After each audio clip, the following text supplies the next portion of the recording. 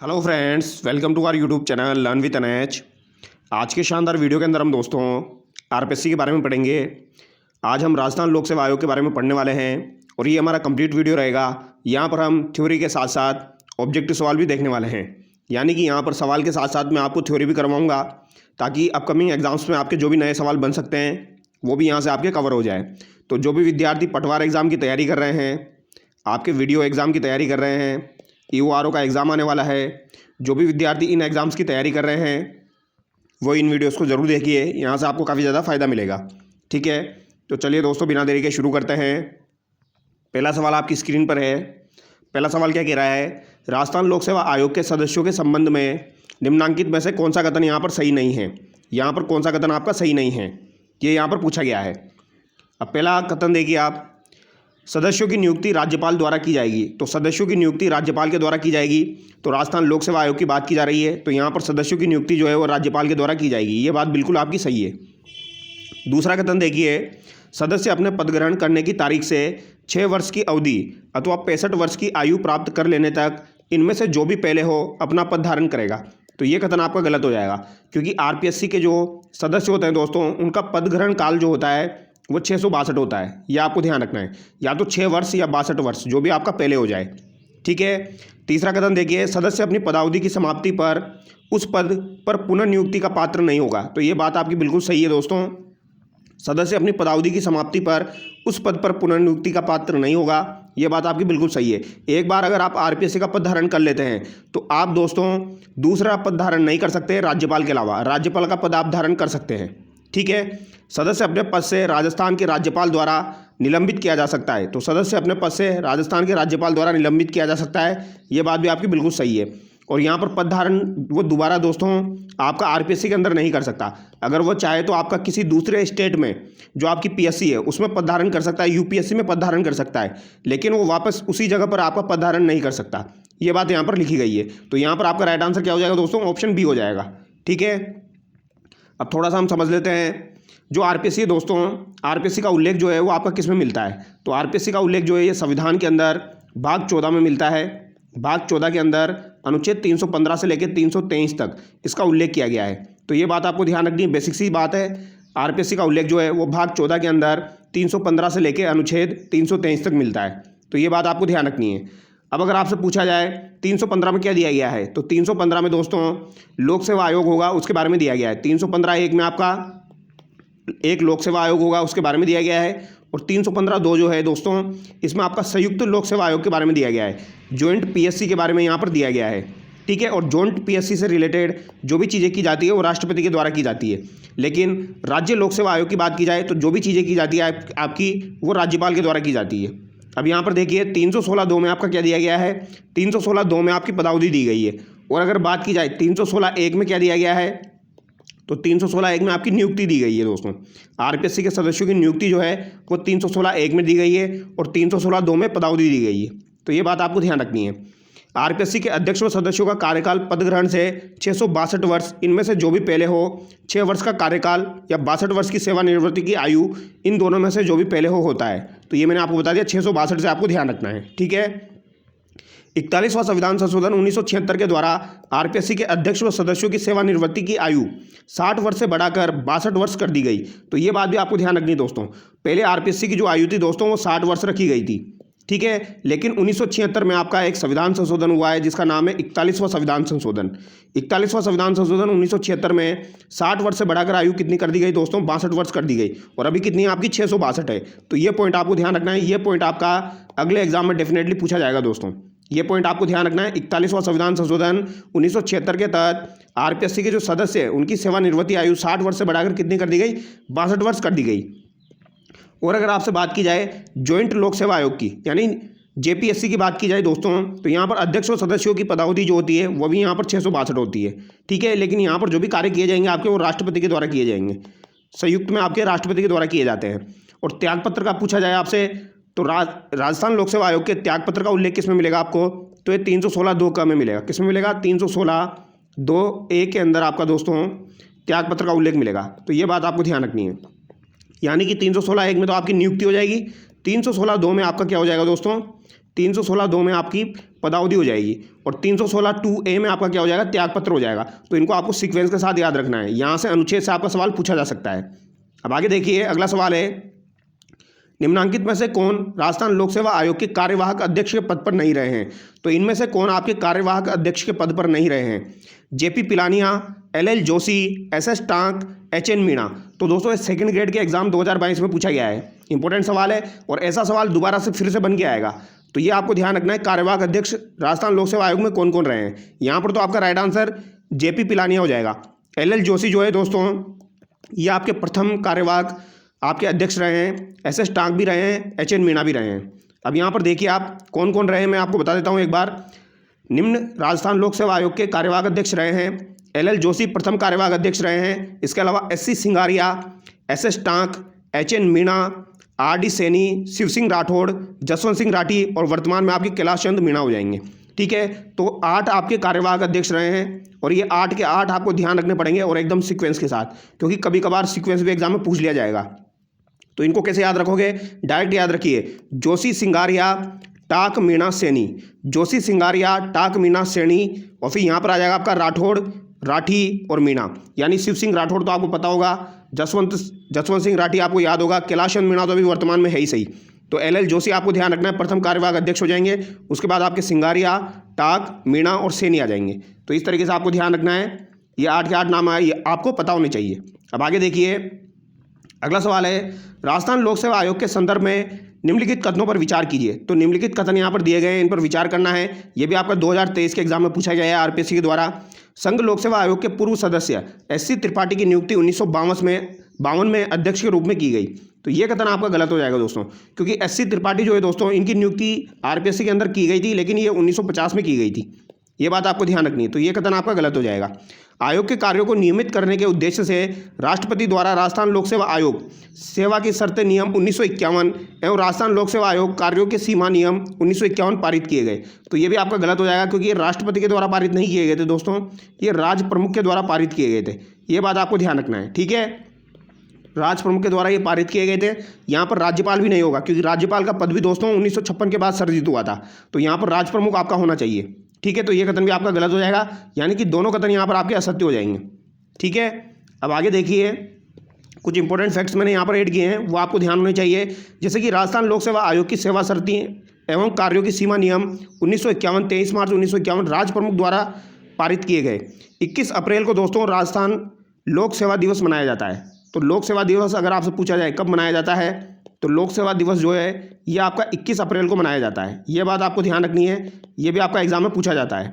ठीक है, आरपीएससी के प्रथम अध्यक्ष कौन थे? आपके एस के घोष थे, तात्कालिक राजस्थान उच्च न्यायालय के मुख्य न्यायाधीश। तो प्रथम अध्यक्ष कौन हो जाएंगे? एस के घोष हो जाएंगे। और आरपीएससी की स्थापना कब हुई थी दोस्तों? 22 दिसंबर 1949 को हुई थी। अभी सारे पॉइंट्स आपके कवर हो जाएंगे सवालों के साथ। ठीक है, सारे सवाल हम कवर करेंगे। तो यहाँ पर आपको ध्यान रखना है, लोक सेवा दिवस अगर आपसे पूछा जाए तो 21 अप्रैल को मनाया जाता है। राज्य प्रमुख द्वारा ये पारित किए गए थे। आरपीएससी के प्रथम अध्यक्ष आपसे पूछे जाए तो एस के घोष हो जाएंगे। ठीक है, अगला सवाल देखिए, निम्न में से कौन सा कथन राजस्थान लोक सेवा आयोग के संबंध में गलत है? तो राजस्थान लोक सेवा आयोग के संबंध में गलत कथन यहाँ पर पहचानना है आपको।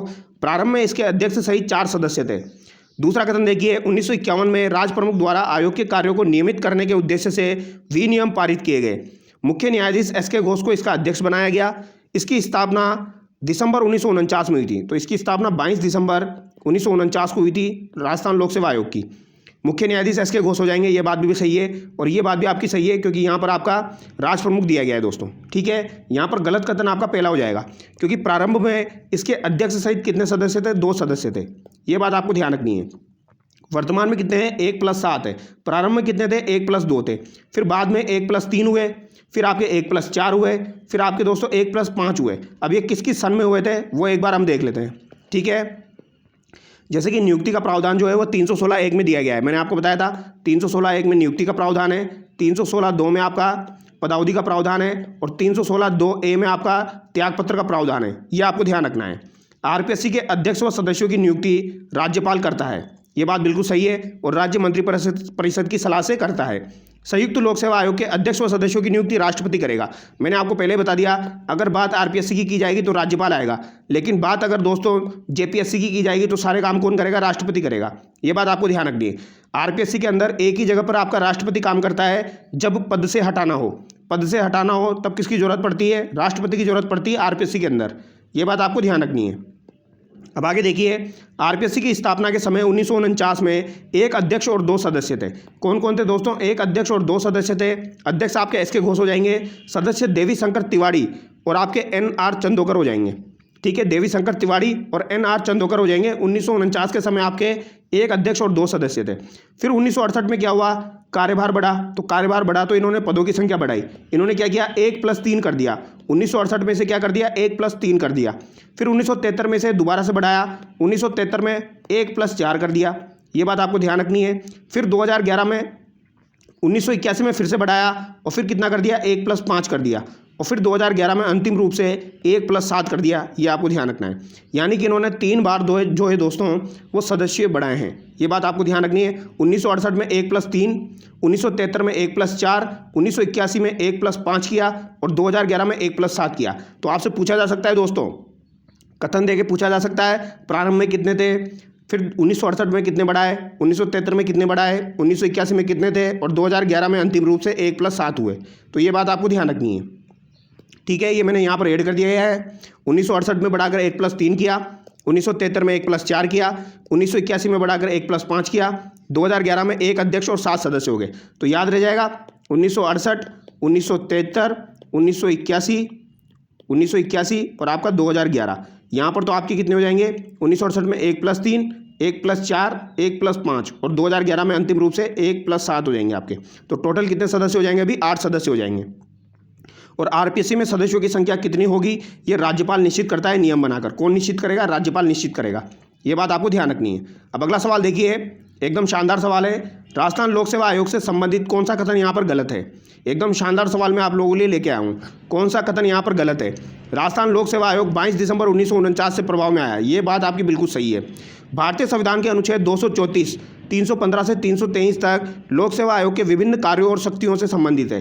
तो दोस्तों 315 से लेकर 323 तक राजस्थान लोक सेवा आयोग का उल्लेख किया गया है। इसके साथ साथ 234 और अनुच्छेद 16 में भी आपका राजस्थान लोक सेवा आयोग जो है इनके कार्यों का उल्लेख मिलता है। तो ये बात आपको ध्यान रखनी है। 234 और 16 में भी इनका उल्लेख मिलेगा। तो यहाँ पर 234 जो दिया गया है वो भी सही है। इसके अलावा अगर अनुच्छेद 16 भी दिया जाता तो वो भी सही होता। प्रारंभ में आयोग में 1 अध्यक्ष और 3 सदस्य थे, तो ये आपका गलत हो जाएगा। प्रारंभ में 1 अध्यक्ष और 2 सदस्य थे, ये बात आपको ध्यान रखनी है। 1968 में 1+3 हुए। 1973 में आपके कितने हो गए दोस्तों? 1973 में आपके 1+4 हो गए। फिर 1981 में आपके कितने हो गए? 1+5 हो गए और 2011 में आपके 1+7 हो गए। ये आपको ध्यान रखना है।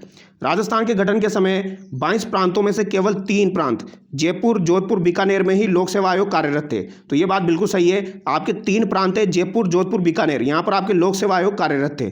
ठीक है, अब आगे देखिए, निम्नांकित में से कौन राजस्थान लोक सेवा आयोग की दूसरी महिला सदस्य के रूप में नियुक्त हुई? तो राजस्थान लोक सेवा आयोग जो है दोस्तों आरपीएससी की दूसरी महिला सदस्य के रूप में आपकी कौन नियुक्त हुई है? कांता कथूरिया, दिव्या सिंह, कमला भील या प्रकाशवती शर्मा? तो यहाँ पर आपका राइट आंसर हो जाएगा कमला भील। ये आपको ध्यान रखना है, कौन हो जाएगी? कमला भील, क्योंकि यहाँ पर दूसरी पूछी गई है। प्रथम पूछी जाती तो आपकी कौन हो जाती? कांता कथूरिया हो जाती।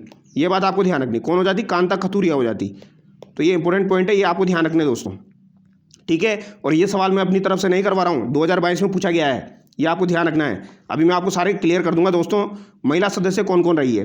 तो आरपीएससी में टोटल 7 महिला सदस्य रही है, अध्यक्ष एक भी नहीं रही है। अभी तक आरपीएससी के अंदर महिला अध्यक्ष एक बार भी नहीं बनी है। 7 महिला सदस्य रही है। कौन कौन रही है? सबसे पहली कांता कथूरिया, दूसरे नंबर की कमला भील, तीसरे नंबर की प्रकाशवती शर्मा, चौथे नंबर की दिव्या सिंह, 5वें नंबर की राजकुमारी गुज्जर, 6ठे नंबर की संगीता आर्य और अभी 7वें नंबर की आपकी कौन है? मंजू शर्मा। 6ठे और 7वें नंबर की जो है वो अभी आपके आरपीएससी में है, मौजूद है अभी। ठीक है, तो कांता कथूरिया पहले ही, दूसरी आपकी कमला भील है, फिर प्रकाशवती शर्मा है, फिर आपकी दिव्या सिंह है, फिर राजकुमारी गुज्जर है, संगीता आर्य है, मंजू शर्मा है। अगर यहाँ से सवाल पूछा जाए तो आप गलत मत करना दोस्तों। 7 के 7 सदस्य आपको याद होनी चाहिए। 7 महिला सदस्य अब तक रही है। ठीक है, कांता कथूरिया, कमला भील, प्रकाशवती शर्मा, दिव्या सिंह, राजकुमारी गुज्जर, संगीता आर्य और मंजू शर्मा। अब अगला सवाल देखिए, राजस्थान लोक सेवा आयोग के सदस्य को पद से हटाया जाता है, तो पद से हटाया जाता है तो हटाएगा कौन दोस्तों? हटाएगा तो राष्ट्रपति। तो यहाँ पर राष्ट्रपति के द्वारा सर्वोच्च न्यायालय के जांच के बाद हटाया जाता है। ऑप्शन डी यहाँ पर आपका करेक्ट हो जाएगा। ये बात आपको ध्यान रखनी है, ठीक है। 315 में तो आपका गठन दिया गया था, 316 में आपकी नियुक्ति, आपकी पदावधि और आपका त्यागपत्र दिया गया है। 317 में दोस्तों आपका हटाना दिया गया है, ये बात आपको ध्यान रखनी। 317 में आपका हटाना दिया गया है और 317(1) में आपका राष्ट्रपति के द्वारा हटाना दिया गया है। 317(2) में राज्यपाल के द्वारा निलंबन दिया गया है दोस्तों। और एक आता है आपका 317(3), इसमें दोस्तों कदाचार के अलावा राष्ट्रपति अन्य कारणों से भी हटा सकता है, जैसे दिवालिया हो जाए तो उसके कारण भी राष्ट्रपति हटा सकता है, तो ये 317(3) में दिया गया है और कदाचार के आधार पर 317(1) में दिया गया है। तो ऑप्शन डी यहाँ पर आपका करेक्ट होगा। अगला सवाल देखिए, राजस्थान राज्य के गठन के समय अनुबंध करने वाले कुल 22 प्रांतों में से मात्र में ही लोक सेवा आयोग कार्यरत थे। तो 22 प्रांतों में से केवल 3 प्रांत आपके ऐसे थे जहां पर लोक सेवा आयोग स्वतंत्रता से पहले कार्यरत थे। कौन कौन से हो जाएंगे? एक तो आपका जोधपुर हो जाएगा सबसे पहला। कौन सा हो जाएगा? जोधपुर। 1939 में इसकी स्थापना हुई थी और ये किसके तहत हुई थी? भारत शासन अधिनियम 1935 के तहत हुई थी। और जयपुर में आपका हो जाएगा एक, जयपुर में इसकी 1940 में स्थापना हुई थी लोक सेवा आयोग की। और अगर बात की जाए बीकानेर की, तो बीकानेर में भी आपका स्वतंत्रता से पहले लोक सेवा आयोग था और इसकी स्थापना आपकी 1946 में हुई थी। तो ये 3 लोक सेवा आयोग जो है दोस्तों, ये स्वतंत्रता से पहले कार्यरत थे। ये बात आपको ध्यान रखनी है और ये सवाल आपका 2023 में पूछा गया है। देखिए कितना इंपॉर्टेंट सवाल है। तो यहाँ पर आपका राइट आंसर क्या हो जाएगा? 3 हो जाएगा। जोधपुर 1939, जयपुर 1940, बीकानेर 1946। तो यहाँ पर आपका राइट आंसर डी हो जाएगा, ऑप्शन। ये आपको ध्यान रखना है, ठीक है। अगला सवाल देखिए, राजस्थान लोक सेवा आयोग कब से प्रभाव में आया? तो राजस्थान लोक सेवा आयोग कब से प्रभाव में आया? तो 22 दिसंबर 1949 को आरपीएससी की स्थापना हुई थी दोस्तों। ये बात आपको ध्यान रखनी है, ठीक है। अगला सवाल देखिए, राजस्थान लोक सेवा आयोग से संबंधित निम्न कथनों पर विचार कीजिए। तो यहाँ पर इन कथनों पर विचार करना है। राजस्थान लोक सेवा आयोग का सदस्य अपने पद ग्रहण की तारीख से 6 वर्ष की अवधि या 62 वर्ष की आयु प्राप्त कर लेने तक इनमें से जो भी पहले हो अपना पद धारण करेगा। तो ये बात बिल्कुल सही है। 662 मैंने आपको बता दिया। कोई व्यक्ति जो राजस्थान लोक सेवा आयोग के सदस्य के रूप में पद धारण करता है और अपनी पदावधि की समाप्ति पर उस पद पर पुनः नियुक्ति का पात्र नहीं होगा। तो ये बात भी आपकी बिल्कुल सही है, पुनः नियुक्ति का पात्र नहीं होगा, लेकिन वो किसी दूसरी पीएससी में वो पद धारण कर सकता है, यूपीएससी के अंदर वो पद धारण कर सकता है और राज्यपाल का पद भी वो धारण कर सकता है। ये बात भी आपको ध्यान रखना है। तो यहाँ पर आपका राइट आंसर क्या हो जाएगा? दोनों सही हो जाएंगे। ऑप्शन सी यहाँ पर आपका करेक्ट होगा। अगला सवाल देखिए, निम्नलिखित में से राजस्थान के कौन से मुख्य सचिव राजस्थान लोक सेवा आयोग के सदस्य रह चुके हैं? तो कौन से मुख्य सचिव है आपके जो कि राजस्थान लोक सेवा आयोग के सदस्य रह चुके हैं? आरपीएससी के सदस्य भी रहे हैं और मुख्य सचिव भी रहे हैं। सामलदास उज्ज्वल, सुंदर लाल खुराना, मोहन मुखर्जी, आनंद मोहन लाल। तो यहाँ पर आपका राइट आंसर हो जाएगा एस डी उज्ज्वल। ये आपको ध्यान रखना है दोस्तों, एस डी उज्ज्वल आपका राइट आंसर हो जाएगा, यानी ऑप्शन ए करेक्ट होगा आपका। सामलदास उज्ज्वल जो है ये मुख्य सचिव भी रहे हैं और साथ साथ आरपीएससी के सदस्य भी रह चुके हैं। तो ये क्या रहे हैं? ये मुख्य सचिव भी रहे हैं और इसके साथ साथ ये आरपीएससी के सदस्य भी रह चुके हैं। तो इस तरीके के सवाल आरपीएससी के द्वारा पूछे जाते हैं, ये आपको ध्यान रखना है। तो सर्वाधिक कार्यकाल वाले आरपीएससी के चेयरमैन देवी शंकर तिवारी हो जाएंगे। तो अगर आपसे पूछा जाए डीएस तिवारी जो है ये आपके सर्वाधिक कार्यकाल वाले जो है आरपीएससी के चेयरमैन हो जाएंगे। 1951 से 1958 6 वर्ष 5 माह तक ये रहे हैं। न्यूनतम कार्यकाल वाले पूछे जाए तो न्यूनतम कार्यकाल वाले आपके बीएल रावत हो जाएंगे। कौन हो जाएंगे दोस्तों? बीएल रावत हो जाएंगे। ये आपको ध्यान रखना है। ये कब से कब तक रहे? 1966 से लेकर आपके 1966 तक ही रहे हैं। मात्र 34 दिन ये रहे हैं दोस्तों, मात्र 34 दिन का कार्यकाल इनका रहा है बीएल रावत का। तो सबसे ज़्यादा कार्यकाल पूछा जाए तो देवी शंकर तिवारी का हो जाएगा, सबसे कम कार्यकाल पूछा जाए तो बीएल रावत का हो जाएगा। अब आगे देखिए एनके बेरवा। एनके बेरवा जो है दोस्तों ये भी नाम आपको ध्यान रखना है, यहाँ से सवाल आपका पूछा जाएगा। राजस्थान लोक सेवा आयोग के अध्यक्ष भी रहे हैं और सचिव भी रहे हैं। तो ये अध्यक्ष प्लस सचिव रहे हैं आपके। एनके बेरवा जो है दोस्तों ये आपके अध्यक्ष भी रहे हैं और सचिव भी रहे हैं। ये बात आपको ध्यान रखनी है, ठीक है। तो अगर पूछा जाए ऐसे कौन से महानुभव है आपके जो कि अध्यक्ष भी रहे हैं और सचिव भी रहे हैं, तो ये आपके एनके बेरवा हो जाएंगे। और अगर आपसे पूछा जाए ओपी गुप्ता क्या क्या रहे हैं, तो ये आरपीएससी के ऐसे सदस्य थे जो राज्य सरकार के मुख्य सचेतक भी रहे हैं। तो राज्य सरकार के मुख्य सचेतक रहे हैं, ऐसे कौन से आपके सदस्य हो जाएंगे? तो ये आपके ओपी गुप्ता हो जाएंगे। कौन हो जाएंगे? ओपी गुप्ता। और एस डी उज्ज्वल मैंने आपको बता ही दिया, ये आपके मुख्य सचिव भी रहे हैं और आरपीएससी के सदस्य भी रहे हैं। तो यहाँ से सवाल पूछे जाएंगे, ध्यान रखना है। एनके बेरवा पूछा जाए तो अध्यक्ष प्लस सचिव, ओपी गुप्ता पूछा जाए तो मुख्य सचेतक प्लस सदस्य, एस डी उज्ज्वल पूछा जाए तो मुख्य सचिव प्लस सदस्य। ये आपको ध्यान रखना है। अब आगे देखिए, निम्नांकित में से कौन राजस्थान लोक सेवा आयोग के सचिव एवं अध्यक्ष दोनों रहे हैं? तो देखिए सवाल भी पूछा जा चुका है, सचिव भी रहे हैं और अध्यक्ष भी रहे हैं। तो कौन हो जाएंगे भाई साहब? एनके बेरवा, यतीन्द्र सिंह, DD चौहान, देवेंद्र सिंह। तो अभी मैंने आपको बताया सचिव भी रहे हैं और आपके अध्यक्ष भी रहे हैं, NK बेरवा हो जाएंगे। ठीक है, ऑप्शन ए यहाँ पर आपका करेक्ट हो जाएगा। अब यहाँ पर कुछ और भी देखिए, श्रीमती कांता खतूरिया जो है दोस्तों और प्रकाशवती शर्मा जो है ये RPSC व UPSC दोनों की सदस्य रही है। ये RPSC की भी सदस्य रही है और आपके UPSC की भी सदस्य रही है, कांता खतूरिया और प्रकाशवती शर्मा। और कमला भील जो है दोस्तों ये RPSC की ऐसी सदस्य थी जो राजस्थान सरकार में राज्य मंत्री भी रही है। तो अगर आपसे पूछा जाए ऐसी सदस्य बताइए महिलाओं में जो राज्य मंत्री भी रही है और आपकी सदस्य भी रही है, तो ये कमला भील हो जाएगी। ये आपको ध्यान रखना है। श्रीमती कांता खतूरिया राजस्थान राज्य महिला आयोग की अध्यक्ष भी रह चुकी है, प्रथम अध्यक्ष, और पूर्व विधायक भी रही है। तो कांता खतूरिया जो है दोस्तों ये इंपॉर्टेंट है, ये आपकी पहली महिला आयोग की अध्यक्ष भी रही है और पूर्व विधायक भी रह चुकी है और ये UPSC की सदस्य भी रही है। और प्रकाशवती शर्मा जो है वो भी आपकी UPSC की सदस्य रही है। कमला भील जो है वो सरकार में राज्य मंत्री रही है। अगर आपसे पूछा जाए SC त्रिपाठी कह रहा है दोस्तों, तो संघ लोक सेवा आयोग के सदस्य और RPSC के अध्यक्ष रह चुके हैं आपके SC त्रिपाठी। तो SC त्रिपाठी जो है दोस्तों ये RPSC के सदस्य अध्यक्ष रह चुके हैं और संघ लोक सेवा आयोग यानी UPSC जो है उसके ये सदस्य रह चुके हैं। यानी कि यहाँ पर तो ये अध्यक्ष रहे हैं और वहाँ पर ये सदस्य रहे हैं। ये बात आपको ध्यान रखनी है। SC त्रिपाठी। एक है आपका CR चौधरी, इंपॉर्टेंट है दोस्तों। RPSC के ऐसे अध्यक्ष है जो कि लोकसभा सांसद रह चुके हैं और केंद्र सरकार में मंत्री भी रहे हैं। तो CR चौधरी वाला सवाल भी आपका एग्जाम में पूछा जा चुका है, ध्यान रखना है। CR चौधरी जो है लोकसभा सांसद भी रहे हैं और केंद्र सरकार में मंत्री भी रहे हैं, ये आपको ध्यान रखना है। इसके अलावा एक और नाम आपको ध्यान रखना है, दुलेश्वर मीणा। दुलेश्वर मीणा जो है ये RPSC के ऐसे सदस्य हैं जो कि लोकसभा सांसद रहे हैं। CR चौधरी आपके लोकसभा सांसद भी रहे हैं लेकिन ये अध्यक्ष रहे हैं और ये ऐसे सदस्य हैं जो कि लोकसभा सांसद रहे हैं। तो ये बात आपको ध्यान रखनी है। अध्यक्ष प्लस लोकसभा सांसद पूछा जाए तो CR चौधरी, सदस्य प्लस लोकसभा सांसद पूछा जाए तो दुलेश्वर मीणा, ये आपको ध्यान रखना है। देवेंद्र सिंह एवं भूपेंद्र यादव राजस्थान पुलिस के पूर्व महानिदेशक DGP जो RPSC के चेयरमैन भी रहे हैं। और NL जैन RPSC के ऐसे सदस्य जो राजस्थान विधानसभा के पूर्व स्पीकर रहे हैं। तो NL जैन जो है ये पूर्व स्पीकर रहे हैं आपके, ये आपको ध्यान रखना है। और देवेंद्र सिंह और भूपेंद्र यादव आपके पूर्व DGP भी रहे हैं और ये RPSC के चेयरमैन भी रहे हैं। रघुकुल तिलक भी इंपॉर्टेंट है दोस्तों, ये RPSC के ऐसे सदस्य रह चुके हैं जो कि राज्यपाल का पद भी इन्होंने धारण किया है। तो ये राज्यपाल भी रह चुके हैं, ये बात आपको ध्यान रखनी है। और ये आपके सदस्य रहे हैं RPSC के, रघुकुल तिलक। अब अगला सवाल देखिए दोस्तों, यहाँ पर दोस्तों एक और पॉइंट है, जैसे कि कांता खतूरिया, शिवपाल सिंह, दिव्या सिंह, श्याम सुंदर शर्मा RPSC के ऐसे सदस्य हैं जिन्होंने अपना त्यागपत्र राज्यपाल को दे दिया। तो अगर आपसे पूछा जाए त्यागपत्र राज्यपाल को देने वाले कौन कौन हो जाएंगे आपके, तो ये दोस्तों कांता खतूरिया हो जाएगी, शिवपाल सिंह हो जाएंगे, दिव्या सिंह हो जाएगी, श्याम सुंदर शर्मा हो जाएंगे। 4 नाम आपको ध्यान रखने, कांता खतूरिया, शिवपाल सिंह, दिव्या सिंह, श्याम सुंदर शर्मा। और हबीब खां गोरान जो है दोस्तों ये RPSC के ऐसे अध्यक्ष रहे हैं जिन्होंने कार्यकाल पूर्ण होने से पहले ही त्यागपत्र दे दिया। तो कार्यकाल पूर्ण नहीं हुआ इनका, उससे पहले इन्होंने त्यागपत्र दे दिया आपके, हबीब खां गोरान, ये आपको ध्यान रखना है, हबीब खां गोरान। और कांता खतूरिया, शिवपाल सिंह, दिव्या सिंह, श्याम सुंदर शर्मा RPSC के ऐसे सदस्य हैं जिन्होंने अपना त्यागपत्र राज्यपाल को दिया। RPSC द्वारा 1986 में राजस्थान प्रशासनिक एवं अधीनस्थ सेवा RS का आयोजन किया गया। तो RS का आयोजन सर्वप्रथम RPSC के द्वारा कब किया गया, 1986 में किया गया। ये पॉइंट भी आपको ध्यान रखना है, हो सकता है फ्यूचर में पूछ लिया जाए। हबीब खां गोरान कौन हो जाएंगे, जिन्होंने अपना कार्यकाल पूरा होने से पहले ही त्यागपत्र दे दिया। और कांता खतूरिया, दिव्या सिंह, शिवपाल सिंह और श्याम सुंदर शर्मा ये ऐसे सदस्य हो जाएंगे जिन्होंने अपना त्यागपत्र राज्यपाल को दिया।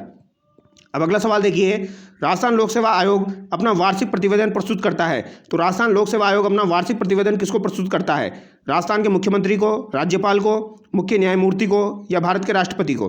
तो राजस्थान के राज्यपाल को देगा, ऑप्शन बी यहाँ पर आपका करेक्ट होगा। और अनुच्छेद 323 के तहत ये अपना दोस्तों वार्षिक प्रतिवेदन यानी अपनी रिपोर्ट किसको देता है, ये राज्यपाल को देता है। तो किसके तहत देता है, तो अनुच्छेद 323 में इसका उल्लेख किया गया है।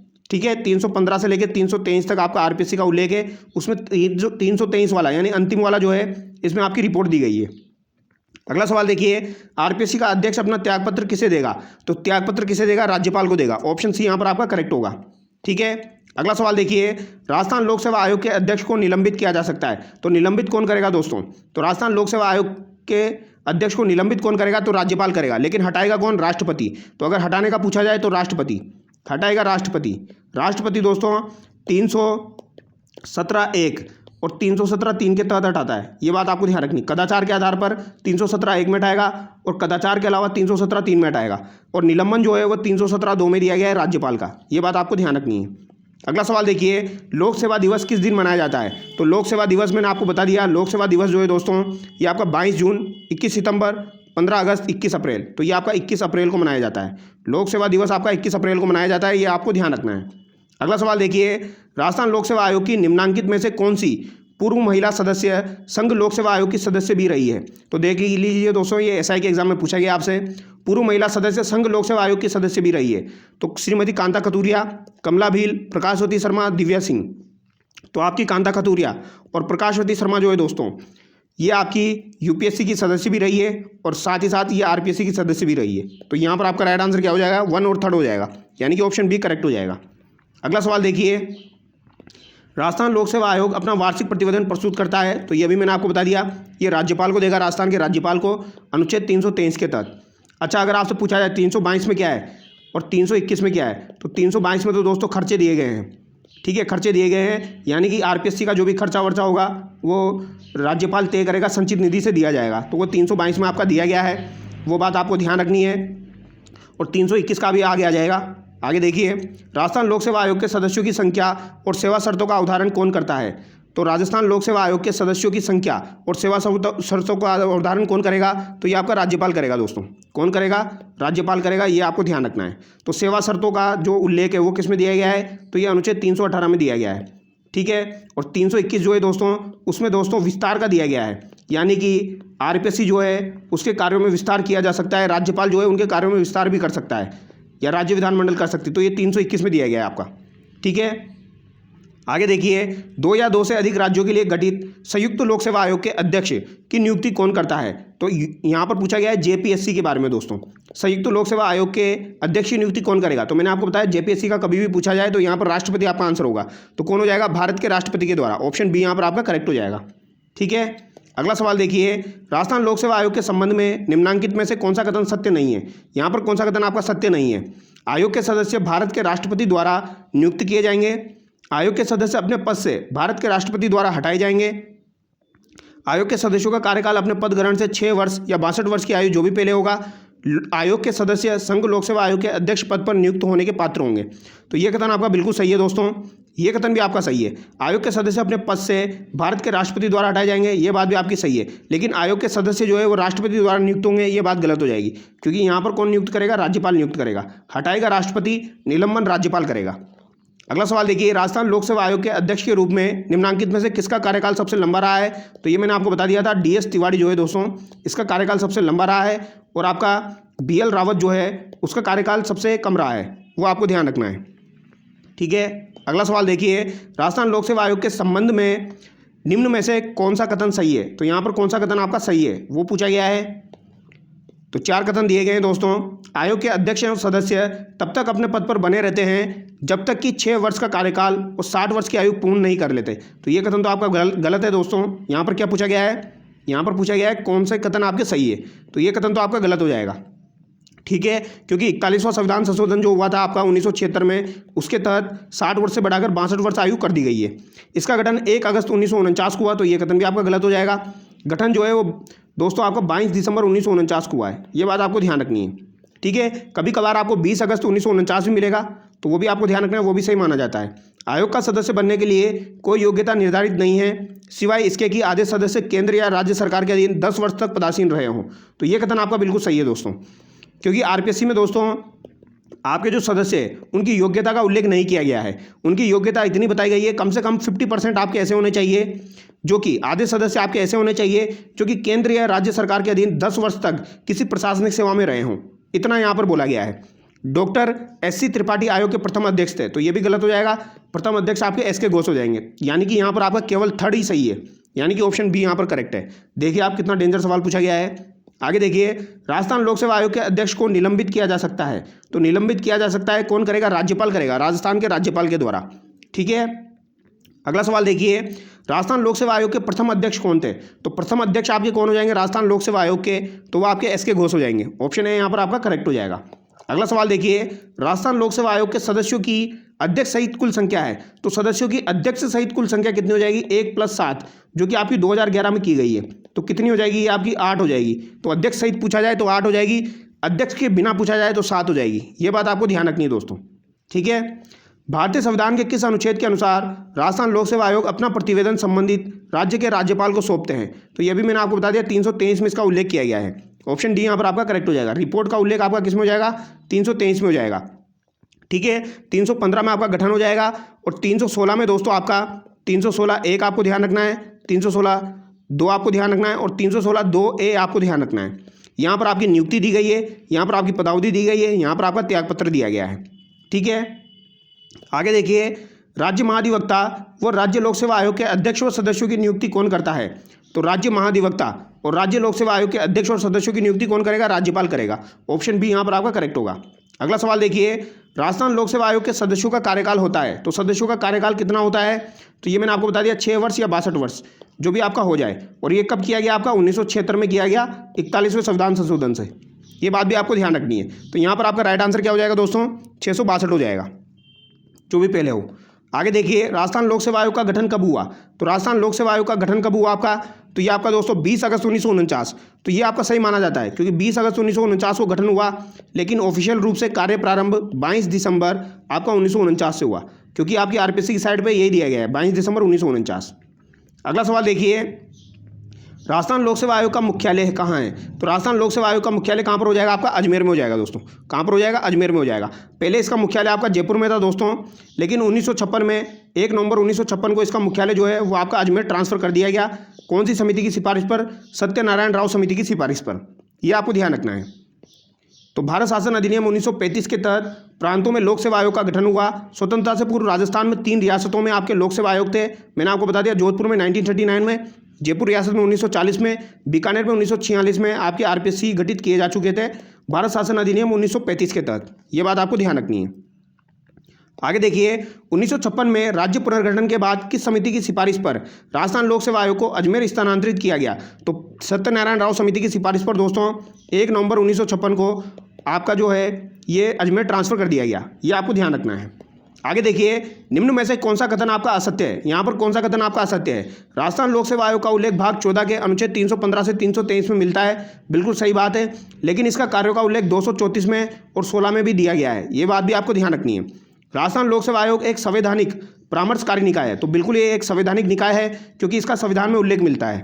राजस्थान लोक सेवा आयोग के अध्यक्ष पद की योग्यता का संविधान में उल्लेख नहीं है। ये बात भी बिल्कुल सही है आपकी। न्यूनतम कार्यकाल वाले राजस्थान लोक सेवा आयोग के चेयरमैन BL रावत, तो ये बात भी आपकी सही है। तो यहाँ पर आपके दोस्तों चारों कथन सही है। यहाँ पर आपके चारों कथन सही है, कोई सा भी यहाँ पर आपका असत्य नहीं है। ये बात आपको ध्यान रखनी है।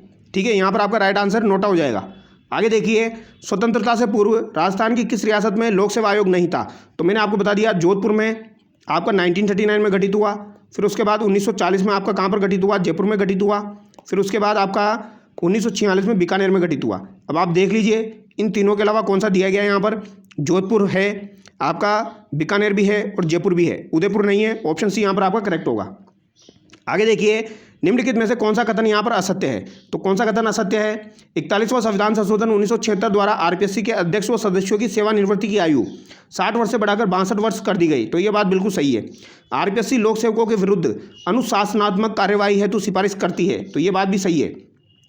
आरपीएससी के अध्यक्ष व सदस्यों के वेतन भत्ते भारत की संचित निधि से दिए जाते हैं। तो ये बात भी आपकी सही है दोस्तों। आरपीएससी के सचिव भारतीय प्रशासनिक सेवा के अधिकारी होते हैं। आरपीएससी के अराजपत्रित अधिकारियों की नियुक्ति सचिव करता है अध्यक्ष की सलाह पर। तो यहाँ पर दोस्तों आपका पूछा गया है कौन सा कथन यहाँ पर असत्य है? तो यहाँ पर दोस्तों आपका ऑप्शन डी जो है ये तो बिल्कुल सही है। अध्यक्ष व सदस्यों के वेतन भत्ते भारत की संचित निधि पर दिए जाएंगे, ये बात भी आपकी सही है। यहाँ पर दोस्तों ये कथन गलत दिया गया है, अनुशासनात्मक कार्रवाई वाला गलत दिया गया है। ऑप्शन बी यहाँ पर आपका करेक्ट हो जाएगा। ठीक है, आरपीएससी लोक सेवकों के विरुद्ध अनुशासनात्मक कार्यवाही हेतु सिफारिश करती है, ये कथन आपका गलत हो जाएगा। 60 वर्ष से 62 वर्ष वाला भी आपका सही हो जाएगा। तो ऑप्शन बी यहाँ पर आपका गलत होगा। निम्न में से किस मामले में राज्य लोक सेवा आयोग से परामर्श नहीं लिया जाता है? तो राजस्थान लोक सेवा आयोग से परामर्श नहीं लिया जाता है किस मामले में? राज्य सिविल सेवा के लिए भर्ती की पद्धति पर लिया जाएगा, सिविल सेवाओं की नियुक्ति में अनुसरण करने वाले सिद्धांतों पर भी लिया जाएगा, सिविल सेवाओं में प्रोन्नति एवं एक सेवा से दूसरी सेवा में अंतरण के लिए अनुसरण लिए जाने वाले सिद्धांतों पर, और सिविल सेवकों का स्थानांतरण पर। तो बताइए दोस्तों यहाँ पर राइट आंसर क्या होगा? सिविल सेवाओं की नियुक्ति के अनुसरण के लिए किए जाने वाले सिद्धांतों पर भी लिया जाएगा। तो ये बात भी आपकी बिल्कुल सही है दोस्तों। इसके अलावा यहाँ पर दिया गया है आरपीएससी के सिविल सेवाओं में प्रोन्नति एक सेवा से दूसरी सेवा में अंतरण के लिए अनुसरण किए जाने वाले सिद्धांतों पर और सिविल सेवकों का स्थानांतरण पर। तो यहाँ पर ए और बी तो आपका बिल्कुल सही दिया गया है। सी में यहाँ पर डाउट है, क्योंकि सिविल सेवाओं में प्रोन्नति एवं एक सेवा से दूसरी सेवा में अंतरण के लिए अनुसरण लिए जाने वाले सिद्धांतों पर, और एक दिया गया है सिविल सेवकों का स्थानांतरण पर। तो यहाँ पर आपका राइट आंसर क्या हो जाएगा दोस्तों? तो यहाँ पर आपका राइट आंसर हो जाएगा सिविल सेवकों के स्थानांतरण पर। ऑप्शन डी यहाँ पर आपका करेक्ट हो जाएगा। ठीक है, अगला सवाल देखिए, निम्नलिखित में से कौन सा द्वितीय प्रशासनिक सुधार आयोग द्वारा राज्य लोक सेवा आयोग के कार्यों के बारे में सुझाव नहीं दिया गया है? तो कौन सा सुझाव नहीं दिया गया है?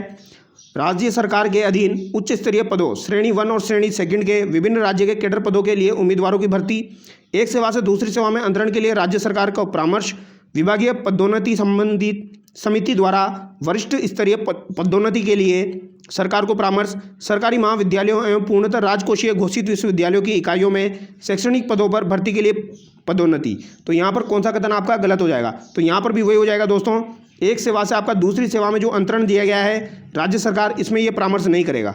ऑप्शन बी यहाँ पर आपका करेक्ट होगा।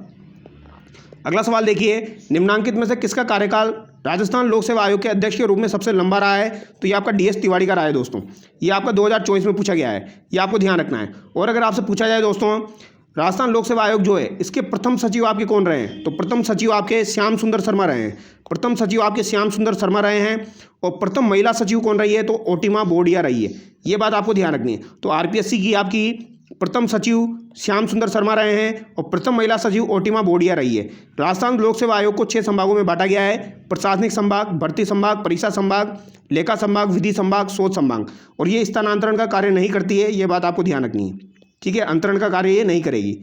तो यहाँ पर दोस्तों RPSC से संबंधित जो भी इंपॉर्टेंट सवाल थे और जो भी इंपॉर्टेंट फैक्ट्स थे वो सभी हमने कवर किए हैं। आई होप आपको वीडियो अच्छा लगा होगा। अगर आपको वीडियो अच्छा लगा है तो चैनल को सब्सक्राइब करें और वीडियो को लाइक करें। Thank you so much.